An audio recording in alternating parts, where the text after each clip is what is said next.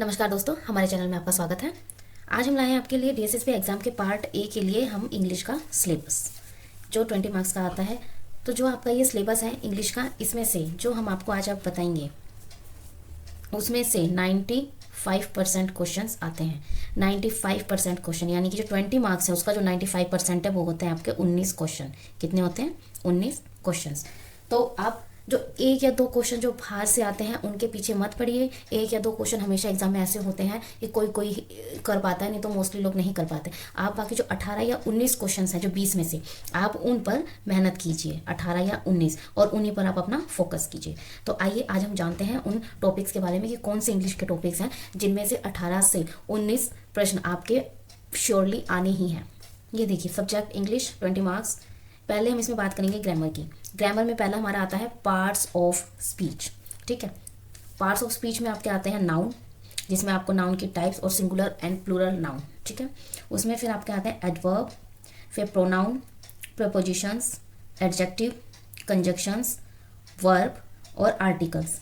ये वर्ब है, ठीक है, आर्टिकल्स।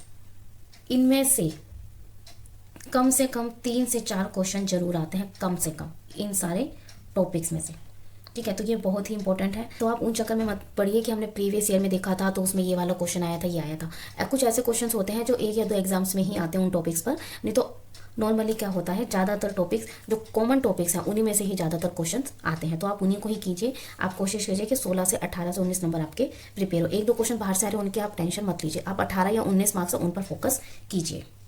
अब आते हैं, फिर हमारा आता है टेंस रिपोर्टेड स्पीच। इसमें हमारी डायरेक्ट और इनडायरेक्ट स्पीच होती है। आपको सेंटेंस दे देंगे और उसमें लिखेंगे कि इसको डायरेक्ट स्पीच में चेंज करिए या फिर इनडायरेक्ट स्पीच में इसको चेंज कीजिए।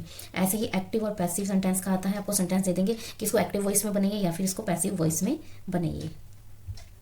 फिर आता है sentence correction and error supporting. इसमें क्या होता है कि जो सेंटेंस करेक्शन है, इसमें आपको सेंटेंस दे देंगे जैसे ही, हैव, अ, बोल।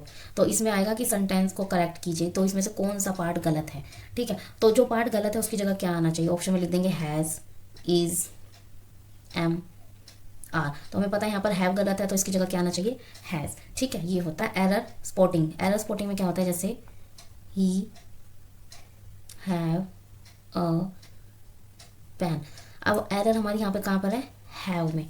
तो ये हमारा ऑप्शन में लिखा आएगा कि ही, अ, पैन और हैव।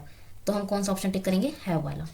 ठीक है, फिर आता है हमारा जम्बल्ड सेंटेंस। इसमें आता है हमारा जैसे ही इज अ बॉय। ये हमारा करेक्ट सेंटेंस है। इसको क्या करेंगे, आगे पीछे करके लिख देंगे। सब्जेक्ट बाद में आ रहा है, क्रिया मतलब कि वर्ब पहले आ रही है ना, हेल्पिंग वर्ब लास्ट में आ रही है, इस टाइप में। जैसे देखिए, इज, ही, बॉय, अ, ऐसे करके ये आता है। तो हमें इसको करेक्ट उसमें लगाना, जैसे ए बी सी डी। तो इसका करेक्ट फॉर्मेशन क्या होगी? जैसे ही इज अ बॉय, तो ये इसका करेक्ट होगा बी ए डी सी। जो इसका ऑप्शन होगा ये इसका करेक्ट ऑप्शन होगा। अब हम बात करते हैं fill in the blanks. Fill in the blanks में सेम वही आपका सेंटेंस से रिलेटेड होता है। ये भी आपको एक सेंटेंस दे देंगे और उसमें कोई भी पार्ट उसका गायब कर देंगे, है ना। सपोज कीजिए जैसे ही, इसके साथ मान लो हेल्पिंग वर्ब है और अ प्लांट।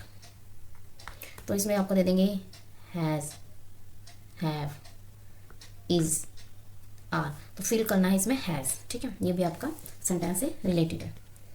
और इसमें भी आपके जो हमने प्रीवियस ईयर्स के क्वेश्चन को एनालिसिस किया है उसमें हमें पता चला है कि इसमें भी 3 से 4 क्वेश्चन ऐसे आते हैं। कई बार तो क्या होता है, वो सारे सेंटेंस से ही रिलेटेड दे देते हैं, बाकी होते भी नहीं है। 3-4 सेंटेंस से रिलेटेड हो गए, एक पैसेज आ गया, 3-4 आपके ग्रामर में से आ गए और 3-4 आपके वोकेबलरी में से आ गए, जिसकी बात हम आगे बाद में करेंगे। तो इसमें से भी काफ़ी क्वेश्चंस आते हैं, तो ये आप टॉपिक जरूर कीजिएगा। और ये भी नहीं है कि आपको ज़्यादा एडवांस पढ़ना है, मतलब कि बेसिक टू एडवांस के बीच का जो लेवल आप वो मेंटेन करके चलिएगा। नेक्स्ट आती है हमारी वोकेबलरी। वोकेबलरी में हमारा आता है स्पेलिंग एरर। आपको 4 स्पेलिंग दे देंगे, उसमें से कहेंगे कि इनमें से कौन सी स्पेलिंग ठीक है। जो एक ठीक होगी उस पर आपको टिक करना है। या फिर आपको क्या करेंगे, वो स्पेलिंग एरर में आपको 4 स्पेलिंग देंगे, जिसमें से 3 सही होगी, एक गलत होगी। फिर आपको कहेंगे कि जो गलत स्पेलिंग है, रॉन्ग स्पेलिंग है, उसको बताइए। ठीक है, इस टाइप के इसमें से आते हैं। वन वर्ड सब्सटीट्यूशन क्या होता है, इसमें जो फ्रेजेस होते हैं यानी कि जो वाक्य का पार्ट होता है, फ्रेज होता है, उनके लिए एक शब्द होता है। फिर आता है idioms and phrases. Idioms and phrases जैसे जो हमारे हिंदी में मुहावरे और लोकोक्तियाँ होते हैं, ऐसे ही इसमें ईडियम्स एंड फ्रेजेस होते हैं। तो वो आप थोड़े से इजी वाले से हटकर थोड़ा सा, जिनका मॉडरेट टू डिफिकल्ट लेवल है, उनको आप थोड़ा कीजिए। एंटोनिम्स हमारे क्या होते हैं, विपरीतार्थक शब्द, यानी कि जो उल्टे शब्द होते हैं, ठीक है, उनको हम क्या बोलते हैं, एंटोनिम्स।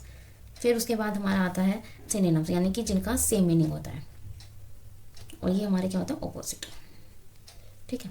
अब इसमें से भी क्या होता है, हमारे 3 से 4 क्वेश्चन हमारे हर बार आते हैं, मोस्टली पेपर में मैंने ये देखा है, ठीक है। तो आप ये जरूर कीजिएगा।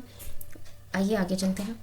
फिर आता है हमारा कॉम्प्रिहेंशन, यानी कि पैसेज कॉम्प्रिहेंशन, जिसमें से आपको एक पैसेज देंगे 10 से 12 लाइन या 15 लाइन का, उसमें से आपको 4 या 5 क्वेश्चंस के आंसर देने होंगे, ठीक है। वो आता है हमारा पैसेज कॉम्प्रिहेंशन। उसमें उसका सिर्फ एक ही इलाज है, जो पैसेज है वो आप लास्ट में कीजिए। पहले आपको जितना भी आता है, जो आपने 15 क्वेश्चन करे थे, उसमें से जितने भी आपको आते हैं वो आप कर लीजिए। उसके बाद में लास्ट में जो टाइम आपका बचता है, क्योंकि कंप्यूटर बेस्ड होगा तो हर सेक्शन का टाइम होता है, मतलब कि हर सेक्शन को आपको एक बार में सबमिट करना होता है, ठीक है। तो आप पहले उनको कर लीजिए, उसके बाद में जो आपका पैसेज आएगा उसको ध्यान से आप पढ़िए, और जो 5 प्रश्न है उनको भी आप साथ में पढ़ लीजिएगा, ताकि आप पैसेज पढ़ते हुए वो प्रश्न आपके दिमाग में रहे और आप उनके आंसर दे सकें, ठीक है।